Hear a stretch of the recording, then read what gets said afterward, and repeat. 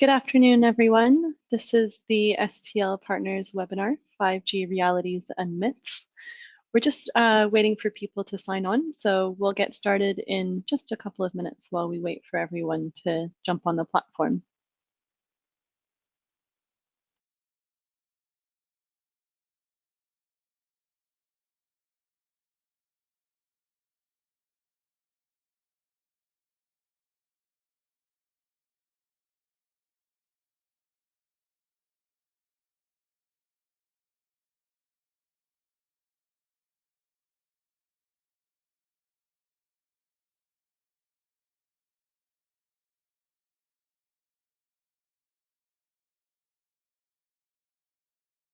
Okay, I think that we're pretty much ready to go. So welcome to this STL Partners webinar, 5G Realities and Myths. My name is Amy Cameron. I'll be moderating the webinar today, and I'll just give everyone a few items of housekeeping before we get started. So we plan to have a 30-minute discussion today, followed by a Q&A session. So please do submit your questions throughout the webinar, and we'll pick them up at the end. You can do this through the questions panel on your webinar application. We also have two handouts for you, which you can download at any time. So the first one is an extract from the report, which this webinar is based on, 5G, just another G, yet a catalyst of change. And the second one is the slides from today's webinar, so feel free to download and share those as well. Finally, we'll be recording this session, so you guys will all get an email shortly after it's finished with the link to the recording. So feel free to listen into it again then. So I think now, without further ado, we'll get going. A quick introduction to STL Partners for those of you who don't know us yet or don't know us very well. We're based in London, and we do research and consulting for the telecoms industry, both for telecoms operators and vendors. And most of that is focused around business model transformation within telecoms. On our panel today, we have myself as the moderator. We have Dean Bubley, who will be leading the main presentation, and he's an associate director with us and does most of our research on networks. And we also have our research director, Andrew Collinson. So I'll quickly hand over to Andrew to tell you a little bit more about our 5G research.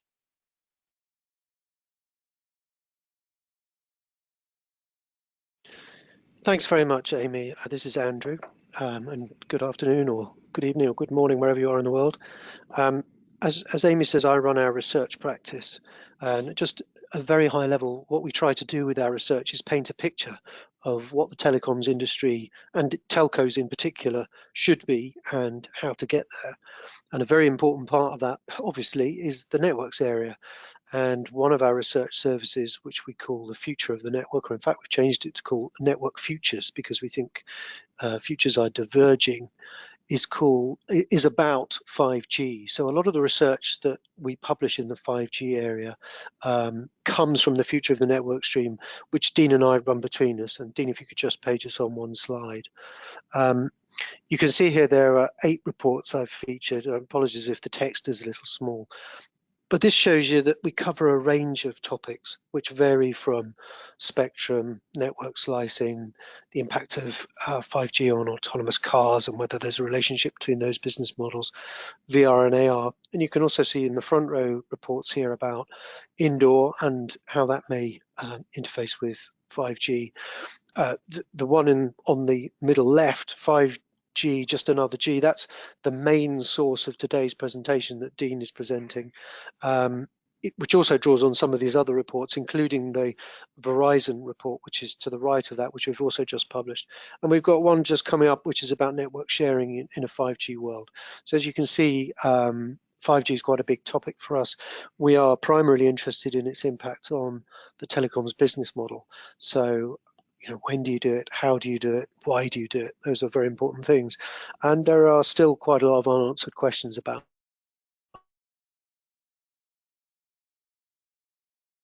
5G starting more research in the future.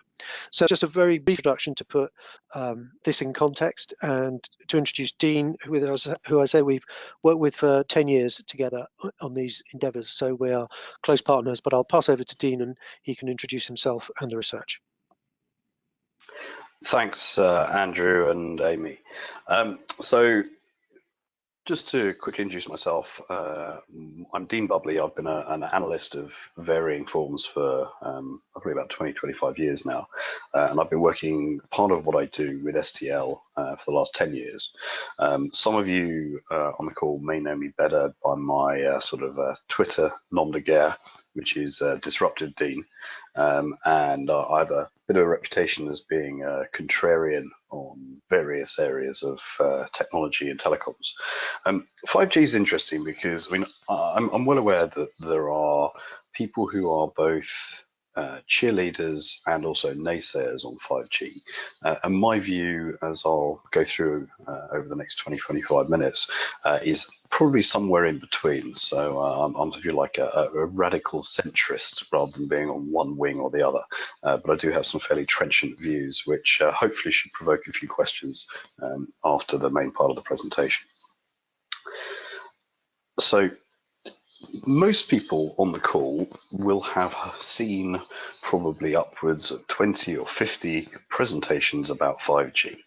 I'm not going to give a technology background or where it's come from, because I think that's probably well known. Most of you will have seen some depiction of a triangle of the supposed three main use cases for 5G of enhanced mobile broadband, massive or dense Internet of Things or devices, and then what's often called ultra reliable low latency IoT. I am skeptical about that segmentation and also the sort of 2020 date, which is usually associated with that. And really to sort of give the answer up front of where I see things going and how I see 5G evolving, I think it's important to have a bit more nuance on what we should expect. The first thing is that actually there's a fourth bubble which wasn't on that chart, fixed access and fixed wireless access, which is probably where 5G is going to happen first. And we're certainly going to get that in North America, probably some parts of Asia like South Korea as well. Over the next probably next 8 months, we should probably see early launches. Verizon in the US in particular is one which tends to get held up as a very early adopter. So I think that that's quite interesting because that has opportunity to extend or potentially compete with DSL and cable and other fixed broadband. I think it's going to be important, but I don't think it's going to be a macro level game changer. I think in certain places and for certain user groups and certain densities of maybe semi-urban populations, it's going to be important, but I don't think it's going to be something that is going to be replacing the billion-odd fixed broadband connections anytime soon. But I do think it's quite an interesting catalyst for 5G. The next thing which is going to happen, perhaps starting at the end of this year or the very early part of next year, is mobile broadband. And to be honest, this is going to be more of the same of what we have today with 4G. It'll be potentially faster, potentially lower latency, but especially higher capacity and more efficient use of more and new spectrum, particularly in dense urban areas. And I think for this reason, up until about 2020, 2021, with the exception maybe of a few early pilots and a few essentially designed for press release trials, 5G is going to be just another G for the next 2 to 3 years. It's going to be patchy. It's going to be supported on some devices, but not others. It will work in some places. It will be available in different countries at different paces, depending on local market conditions and spectrum and competition and business model dynamics. But I'm not expecting it to be a world or game changer in the short term. Where it gets more interesting is after that. And so I think that rather than this sort of monolithic triangle of use cases, we're going to start seeing different things come online at different times. And as I'll talk through in the next few slides, there are various dependencies and variables which are going to determine how and where and when, or in some cases, whether at all, these get realized. So at the moment, for example, we're still only seeing a rollout of 4G IoT networks like NB-IoT in most countries. So the chances of them being rapidly upgraded to a 5G variant are low in the short term, but probably makes sense over time in maybe a smart city scenario or others. And then there's the sort of, if you like, the sexy part of this, which is the low latency 5G use cases, whether that's drones or robots, or potentially AR and VR. People always talk about autonomous vehicles, and yeah, some of those I have some significant doubts about. But the big issue here is whether there is going to be enough of any of those to justify the cost and complexity associated with it. You know, if you're talking about a maximum of perhaps 1% of devices that would need this, what are the if you like, the ARPUs that would be required that makes it worthwhile re-engineering the whole network just to deal with such a small volume of endpoints? And overlaid on top of this, and I'll come back to this towards the end, is this increasingly important discussion around vertical industries, which has been dominating a lot of the conversation around 5G over the last few months, and whether that's again automotive, or could be agriculture, it could be cities, it could be sports, it could be utilities. There's some interesting things that are going on there, and one of the challenges here is whether today's if you like, horizontal mobile operators are capable of dealing with the requirements of those industry verticals, which are often actually clusters of 10, 20 sub-verticals each and 100 or 200 applications per vertical. So I would sort of basically describe this almost in terms of phases. And some people will link this to the standardization terminology of phase 1 or phase 2, but for me it's more about early 5G, maturing 5G, where you're perhaps getting new use cases and dedicated 5G applications. And forget about anyone who says that 5G is the last G. It won't be. There's already research projects of what is almost inevitably going to get called 6G from the middle of the next decade onwards. So the cycle doesn't end here. So, some good news and some positive signs. Yeah, as I said before, my general stance on 5G is a mix of cautious and positive. And the positives are frankly quite impressive and accelerating. I think that the standardization we've seen with 5G new radio from 3GPP has been more rapid than many expected. There has been a perhaps surprising degree of consensus if you compare it to previous generations of wireless technologies. And that should hopefully continue apace over the next 18 months with the second phase of 5G, which is going to perhaps embrace more of the vertical elements and the aspects around particular low latency and the sort of back office, if you like, around network slicing, which is the way of adding more finesse and nuance to the control plane that underlies these various manifestations of 5G.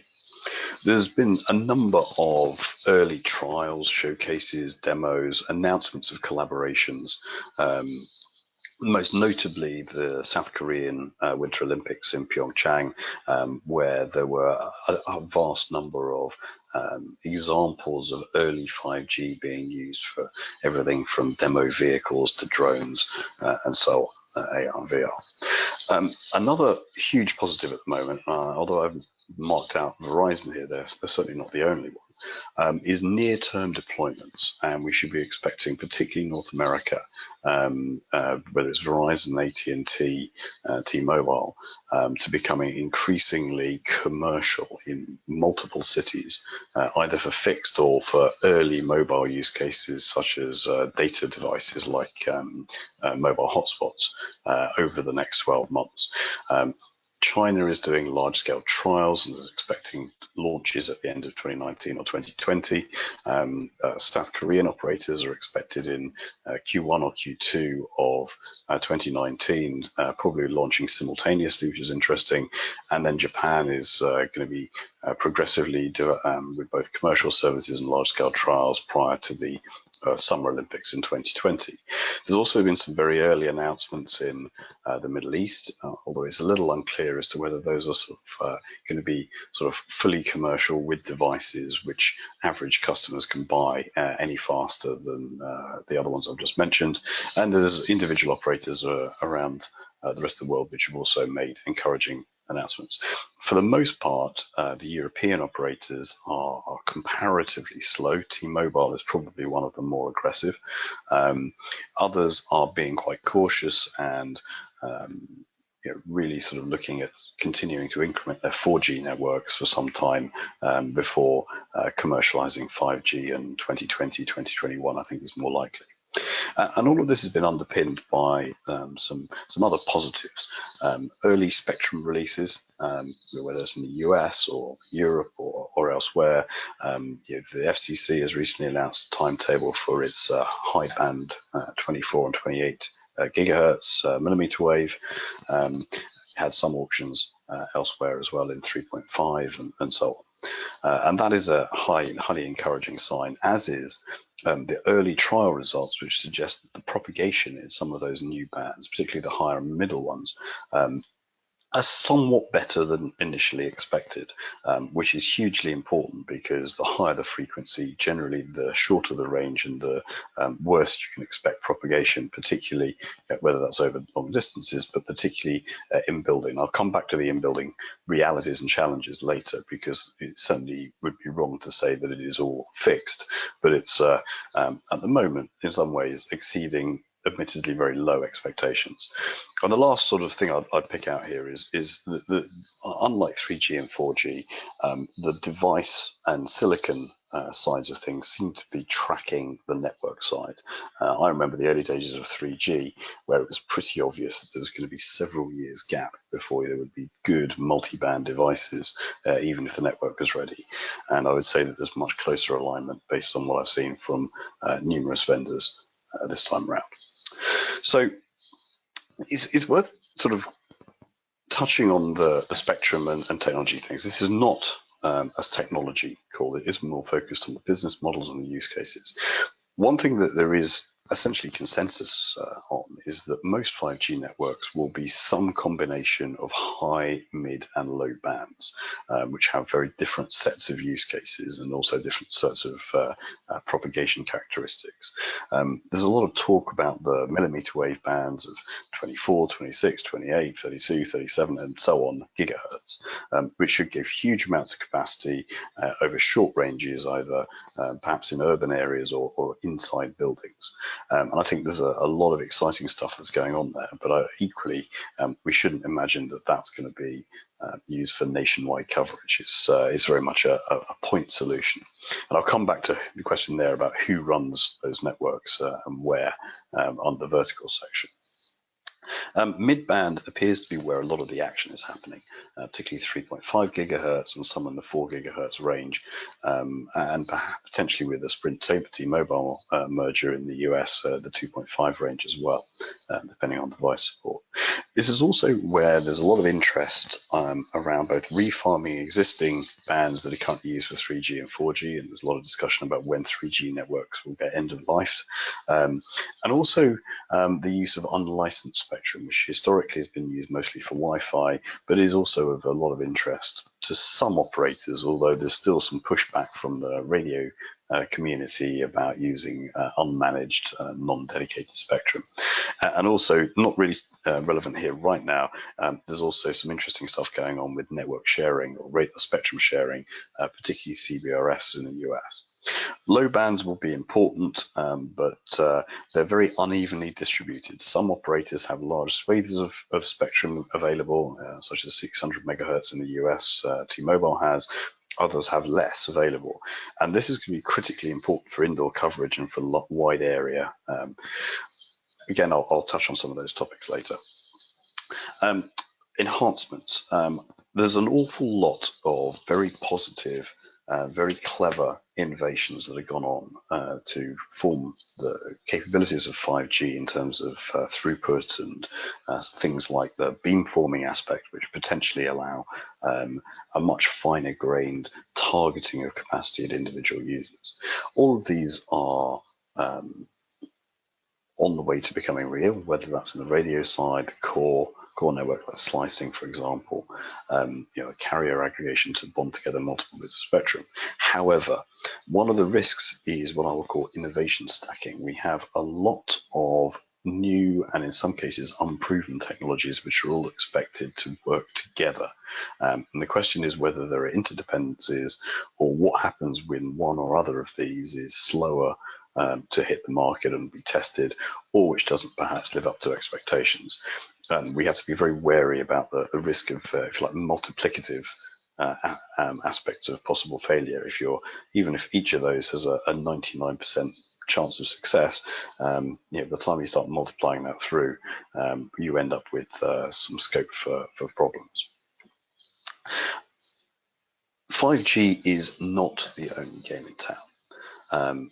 I know often you will find the cellular industry will say we can do everything everywhere. The reality is that there are multiple dimensions for wireless networks and applications and how they get used and purchased and operated. I've done my best attempt to put a 5-dimensional chart on a 2-dimensional slide here, where you've got the most common things like range and bandwidth, but there's other dimensions that are important for a given wireless application. How important is it, ranging from, I don't know, non-critical like a game through to safety critical or life critical, for example, public safety connectivity.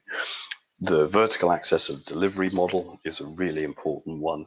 The mobile industry has historically only focused on delivering connectivity as a service with subscribers and billing relationships. But then you look at what is happening in whether that's Wi-Fi or low power wireless, and you also have other possibilities around private networks, cities providing or buildings providing capabilities as an amenity, and then community and perhaps decentralized or even blockchain-based connectivity in future. And it's not obvious to me that 5G is capable of doing every cell on this 5-dimensional matrix. And it's also important to recognize that all the other wireless technologies, and in particular Wi-Fi, but also satellite and low power wireless networks like Sigfox and LoRa, they are not standing still. And during the 2 to 3 year window, when we're talking about 5G being just another G and doing more of the same, all of those technologies are continuing to evolve rapidly as well. And I'd single out things like Wi-Fi's 802.11ax and AD. And I say that in some cases, Wi-Fi retains a very healthy lead over the cellular industry, particularly in building and especially inside residential property, where you've got things like multi-point Wi-Fi meshes in homes, which have a much higher probability of being able to deliver gigabit wireless to every room in a house, and with appropriate cloud control as well. There's also on the box on the left some other dimensions that I haven't managed to squeeze on this chart, and how are the devices being powered. There's some interesting questions about security. Mobility is important, for example, for drones. Clearly that and the 3D coverage could be a determining factor for success of 5G or other technologies. And the last one I'll come on to in a minute, but is not all of the wireless technologies have the same scale and scope of lobbying and marketing. And so I think it's quite important to consider the sort of asymmetry of voice, and that just because something isn't talked about as much doesn't mean that it either doesn't have the capabilities or isn't going to remain as important. On that issue of lobbying, I could talk for some time about policy making and regulation on 5G, but what I was probably the main point I'll note is that at the moment it's in almost everyone's interest to talk up their own book. The mobile industry is very keen to sort of demonstrate that the technology is near term, that ideally it's going to add to whether it's GDP or productivity or hate the term digitalization, but it tends to get used. Those in turn feed into wider policy issues in governments, particularly given the macroeconomic and the geopolitical situation we find ourselves in some aspects of the world, where there's this spurious notion of a race to 5G, which I believe is largely mythical and certainly irrelevant, but nonetheless seems to be a good way for national grandstanding and chest beating. And so what we're tending to find is that the mobile industry is saying you can essentially have all of these wonderful things, but we want as much spectrum as possible, as soon as possible, and ideally in formats which are most compatible with traditional operator business models like national licenses. And by the way, we think that the costs are high enough that we're going to have to consolidate, so we prefer that competition regulators allow us to do that. And by the way, forget about net neutrality ideally as well. So there's a sort of a bit of a regulatory loop there. So moving on, one of the things that I'm seeing is for full 5G or mature, the phase 2 or mature 5G, particularly with the Internet of Things use cases, there will be a lot of other prerequisites beside the radio part of 5G that need to be done. And I haven't put all of them on the slide, but some of the most important is there will need to be fiber everywhere. While some people might use other wireless or microwave or even 5G for self-backhauling, backhaul and also what's known as front haul with the new generation of cloud RANs is going to be at a premium. And some of the technologies like the massive multiple antenna MIMO may need multiple fibers per tower.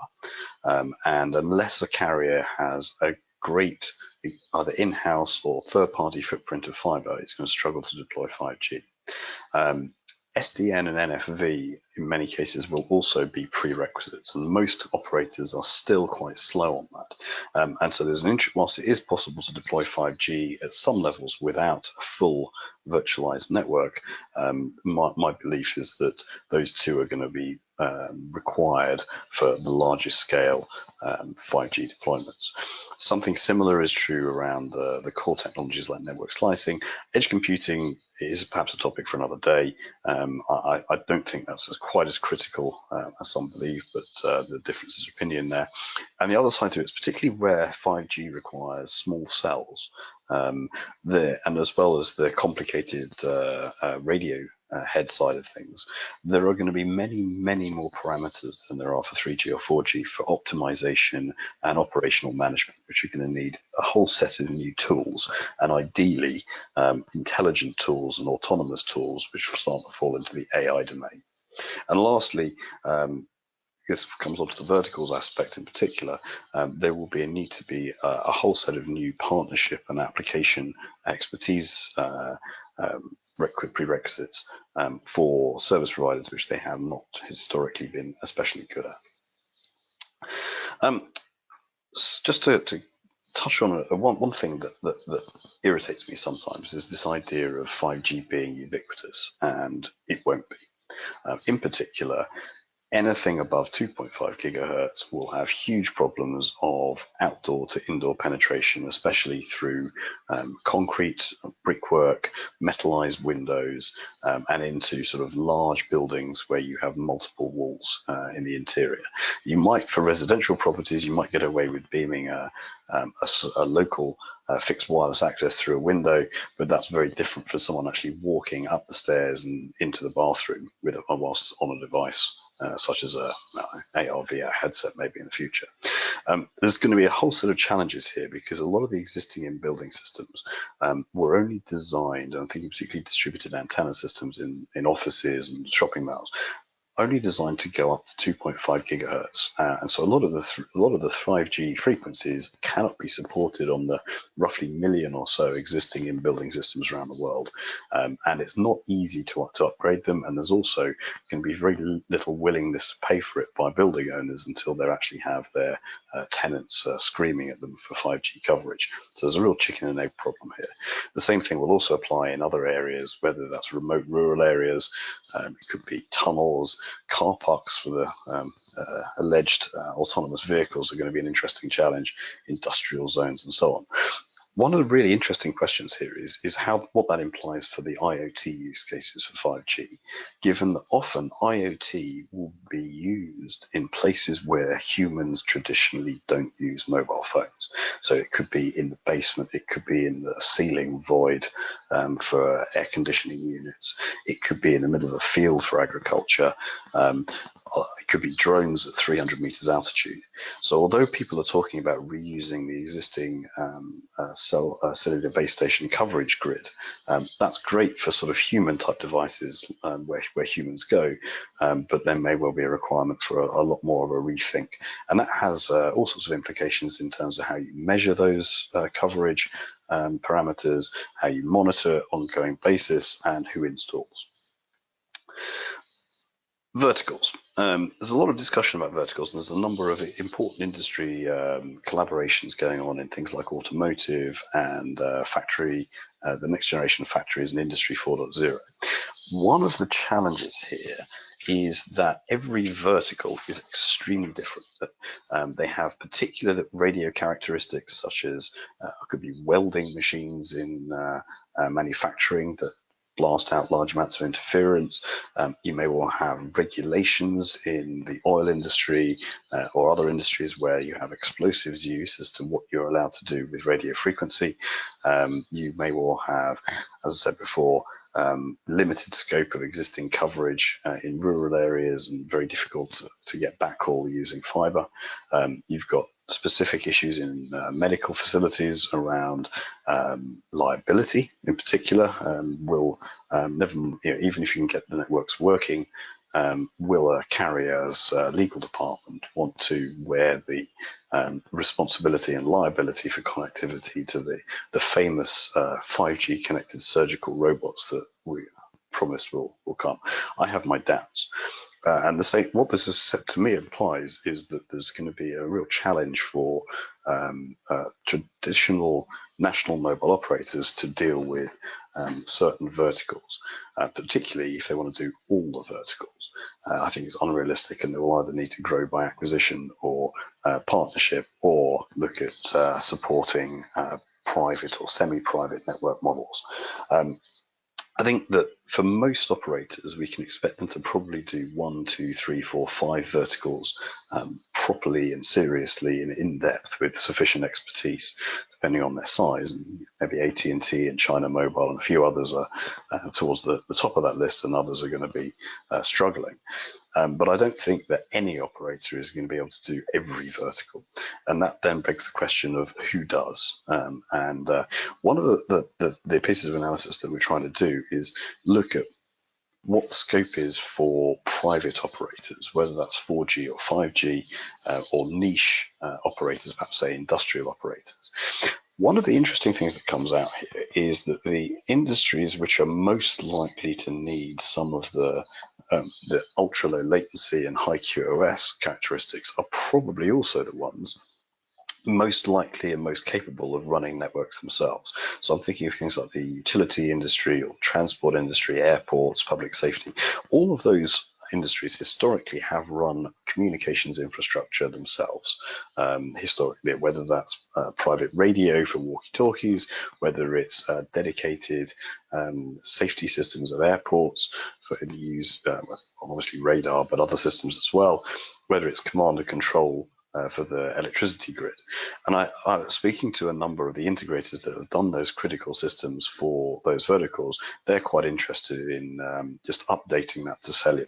So the interesting question here is what's going to be the role of the traditional telcos and what is going to be the role of other parties?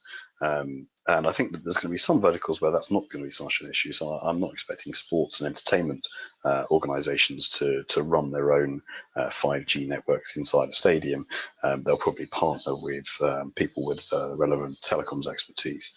It's perhaps the same thing in retail. And then obviously you have challenges with automotive where, for the most part, car manufacturers are not likely to want to build out their own networks for wide area connected vehicles. Although that said, you do have examples like Audi, which participate in MVNO today for connected cars. And of course you have, I guess, well, Tesla, which is indirectly owns a satellite company or rocket company, which perhaps has some additional connectivity options. So I think that one of the interesting questions here is whether these verticals get transformed, or whether it's actually the mobile telecoms and operator industry that gets transformed by virtue of the need for new participants, whether that's on 4G or 5G, as well as historically we've seen on Wi-Fi and IoT as well. And I think there's going to be a mix. In some cases, you will find that there are slice operators, if you like, when slicing becomes more feasible. But I also think that we're going to see an interesting set of changes to the ecosystem. So historically, in most countries, we've had maybe 3 or 4 national mobile operators and some infrastructure dedicated players like tower companies and MVNOs and IoT specialists. But what I think we're perhaps going to see in the next few years, and there's already signs of this with 4G, is consolidation amongst if you like, what I call the horizontal mobile operators, particularly given the investment required and the difficulty of differentiating on basic connectivity as well as voice and messaging. But we're also going to be seeing some new types of characters emerging. So neutral hosts is a lot of talk about that, both in building but also outdoor for rural areas that may have their own spectrum. They may use unlicensed spectrum, and other carriers can either roam onto them. Perhaps they will have some sort of spectrum or active network sharing. The model will likely vary depending on country and the specific use case. I do think we're going to start to see some vertical specific mobile operators, and they might be sort of half MNO, half MVNO, and you may see different use cases in a hospital versus an oil refinery versus a sports stadium, and who owns the assets, who operates the assets. There's a lot of sort of granular possibilities here when you drill into the components of these. And there's perhaps going to be a Cambrian explosion of new forms of service provider, network owner, capability provider, whatever you want to call them. And it's not all going to be about services and subscriptions. So you're almost certainly going to find some that are almost completely decentralized, that are using distributed ownership of cell infrastructure, perhaps using open source technology. Maybe even some of the blockchain-based innovators will work their way through the sort of early stages of that to become more reality. I think we'll find that some MVNOs become hybrids, building out some of their own infrastructure in the busiest areas rather than relying on their host.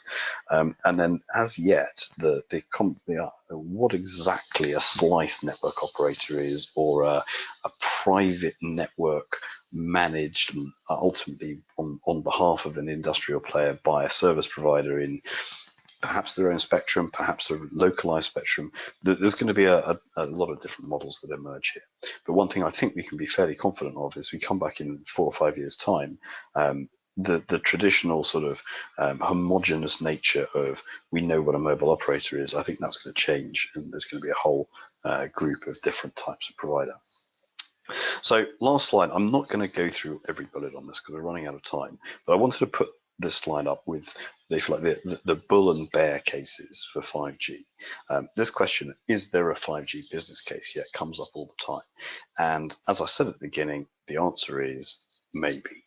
There is no one clear answer here, and it's going to be conditional from operator to operator and country to country, depending on the existing competitive dynamics, the depth of pockets of the various service providers, whether there is a regulatory or policy-making imperative based on this, what I view as largely spurious concept of a race. And I think there's also some interesting dynamics here where the business case may well not be anything to do with 5G capabilities, but because it forces consolidation. And arguably that's happening in North America already. You could argue that the Sprint T-Mobile merger is to get sufficient scale and investment firepower to combine and compete with Verizon and AT&T. And that's interesting. I mean, you could then actually see that benefiting all three companies rather than four, because it may well drive up prices and margins. And so it could be that the business case is more just essentially a way of forcing consolidation and improve profitability, rather than anything, at least initially, about the specialized characteristics of 5G. It's probably also worth saying that there's a lot of variables to play with on the cost side. And, we're seeing interest in network sharing rising again. And I think that the flip side to that is some of the issues I mentioned before about the coverage issues, I think, are not being tackled seriously enough here.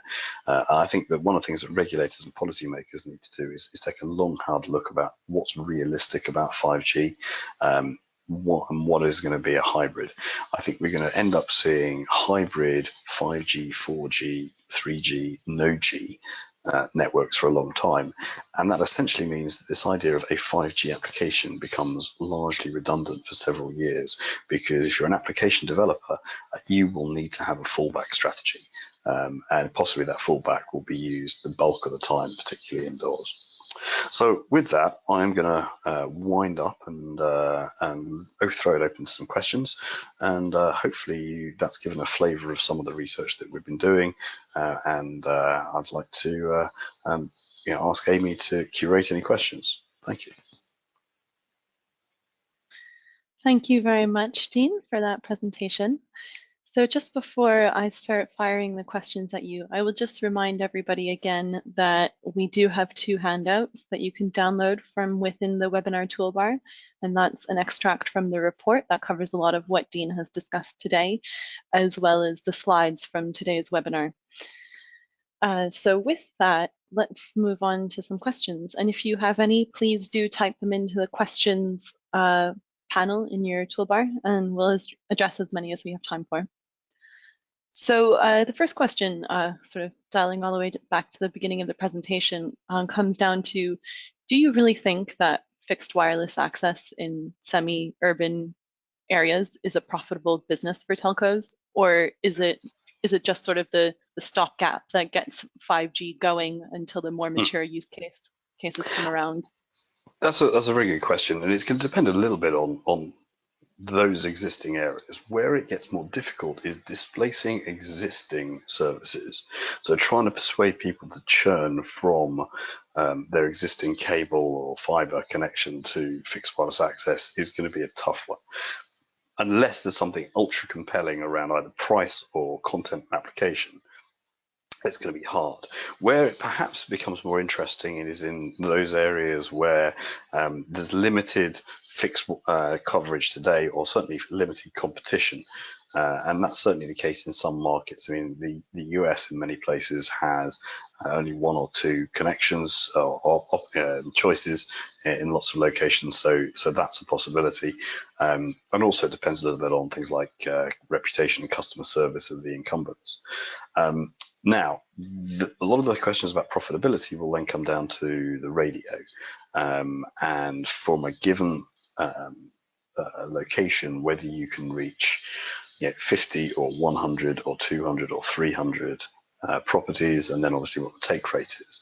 And that's going to be a function both of the topography, can you do line of sight easily from particular locations, building constructions of wood versus concrete perhaps, and perhaps also the quality of the radio. And I've heard some reports suggest that there's advantages to some network vendors than others, for example on better beamforming or modeling of the environment. You may even find use of quite granular use of geographic information. I heard people talking about bouncing off particular trees and walls, and so if you can improve your near line of sight, you may be able to extend the number of homes reachable from each antenna or each base station. Now, in the big scheme of things, is this going to be the 500 million, 1 billion, 2 billion connections? No. But it certainly is an interesting catalyst, and probably more so than the fixed access was for 4G, although that was also important. I think that it's probably going to be perhaps an order of magnitude more important than 4G fixed wireless is, but it's still not going to be more than a small fraction of the total connections if we look out 5-10 years ahead. Okay, thanks. So another one, a little bit sort of touching on the business model and bringing the real reality of the opportunities. I had a question about, okay, say you're in a hospital, why would you actually need 5G if you've got a fiber and a good Wi-Fi system? Like, why do you need it in a fixed case like that? Well, I mean, that's an interesting question, and I actually spoke to someone who ran the networks for a hospital recently, and well, the interesting question whether it's 5G or 4G, and they were talking about two different sets of use cases. One was the need to allow visitors to connect easily with sort of minimal management and sort of Wi-Fi is great up to a point, but also it has its own management issues and scalability issues. So the ability to use some sort of neutral host wireless for visitors or perhaps a low criticality systems. For example, it could be for sort of tracking of devices or asset management. That potentially is valuable. I mean, you have something like a hospital also has a campus environment where you have outdoor parts of it as well as indoor, which you might be able to get better coverage. You'll probably end up using a combination of both cellular and Wi-Fi. I mean, certainly there's going to be a lot of devices in a hospital that are Wi-Fi only or Bluetooth only. So patients bring a tablet in, for example. Clearly as well, there's going to be a lot of areas where you're not going to use cellular or radio at all. If you have a lead-lined room for your X-ray and other scanning devices, unless you've got a small cell inside, which is unlikely, you're going to need to have wired and fiber connections. It's one of those environments where not only are things safety critical, but you've essentially got Faraday cages around the building as well. That said, there may be other use cases, and you could imagine perhaps you have health workers who are external to the hospital, or you have an outlying clinic which has poor fixed connectivity. I know one of the trials in Japan was looking at this, where maybe the main hospital, you're right, you have fiber everywhere and you've got fantastic connectivity, but you have an isolated village clinic up in the mountains, and that may well be that wireless connectivity is better. There are also going to be some use cases, whether that's in industry or whether that's in healthcare, where the risks of using unlicensed spectrum versus licensed may have implications for things like health and safety regulations and certification of certain pieces of equipment, because there's always a risk of interference. So I'll leave that one there, but can follow up in more detail if people want it. Yeah, I'm sure. I mean, there's so many ways that we could take this, but we've got quite a few questions. So okay, right. One, quite a few people have been asking a little bit about your idea of private networks and niche players versus the big mobile network operators. In terms of, are the big mobile network operators really agile enough, prepared to capture some of these niche opportunities, or is it just that some of them, like the big operators, don't want to tackle that? It's going to be a disruptor's field. Are you able to sort of fall on one side or the other of that debate? I don't think either are easy, to be honest, and I think it's going to come down. I think that we'll find, if you look at, say, public safety as a good example, in some cases you will find that operators, traditional operators, get long-term contracts to manage national public safety networks. In other cases, it's the government department will run it itself. Then if you look at maybe a port or an airport or a oil refinery, in theory, there is a lot of rationale for a Shell or an Exxon or a GE or whoever to run a private network, but that is not easy. I mean, firstly, you need the spectrum, you need to build the network, you need to have sufficient skills, you need to run the core network, and do you allow people to roam on or off to the cellular infrastructure? Yeah, there are some examples of that. For example, mines in Australia that have private networks. But they're relatively few and far between. So I think we'll see a mix. I think you'll see some industries which are capable of doing that. And I think things like utility and energy industries in particular. And I think there'll be others where the one or more of the service providers, probably together either with a partner or perhaps they'll acquire a specialist in a particular area that will specialize in sports stadia or smart cities or something else. But as I said before, I don't think every operator is going to be able to do every vertical. A typical operator will probably have 1 to 5 that they might do themselves seriously, and then they might have a couple of major partners for a number of others. It's also going to be dependent on the local regulatory regime as well. Okay, thanks, Dean. Now, sort of taking a slightly different tack, we've got some questions around affordability of the technology, of 5G technology. Do you think that's going to come down significantly as the technology matures, and what impact will that have on take-up? And we've sort of had the same question in terms of 5G devices, handsets. At what stage are those going to become more affordable, or if they're not going to become more affordable, what is it that people are going to pay more for? Right. I think the question about the affordability is interesting because there's certainly multiple elements of cost here. Yeah, and particularly I would imagine that the hardware elements, and I guess things like IPR as well, will follow a fairly similar curve to what was been exhibited in 4G. It's fairly obvious that the vendors in this space are pretty aggressive. However, there are other things which the costs are much less flexible and elastic, and that's actually some of the infrastructure around this. So site acquisition and managing the actual sort of locations and where you put cell towers, especially if you need more of them. There's a really huge cost and complexity and time involved in getting new sites. There's a lot of discussion about small cells, whether local authorities will charge for small cell siting, whether they'll facilitate the planning processes or not. And I think that we're going to see quite a lot of debates on a country by country and even city by city basis on that.